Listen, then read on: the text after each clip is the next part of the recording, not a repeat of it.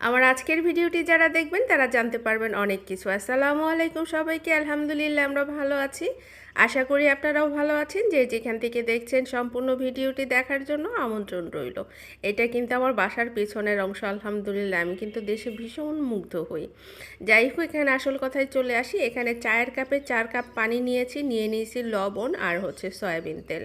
তো আমি যেহেতু 4 কাপ পানি নিয়েছি, আমি 8 খুন্তি আটা দিব। মানে আটাটা পারফেক্ট যদি আপনি সিদ্ধ করতে চান, আটার ডোটা যদি তৈরি করতে চান, সেই ক্ষেত্রে আমি যেটা করি সেটা হচ্ছে যত চায়ের কাপ পানি দিব তার ডাবল খুন্তি হচ্ছে আটা দিব। মানে 1 কাপ পানিতে আমি দিব 2 খুন্তি আটা, তাতে করে আমার ডোটা একদম পারফেক্ট হয়।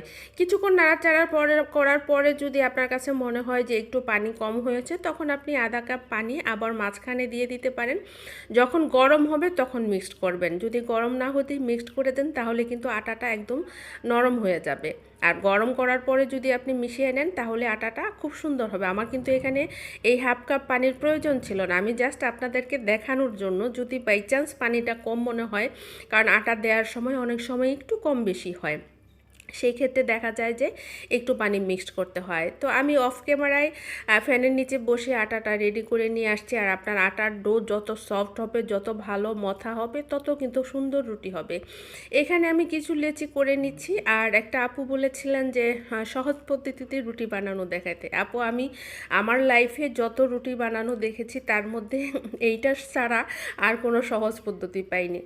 এই রুটি মেকারটা যখন থেকে কিনেছি আমি, তখন থেকে আমি অনুভব করেছি যে আসলে রুটি বানানো কোনো কষ্টই না। এর আগে কিন্তু আমার হেল্পিং হ্যান্ড দিয়ে আমি রুটি বানাইতাম প্রতিদিন।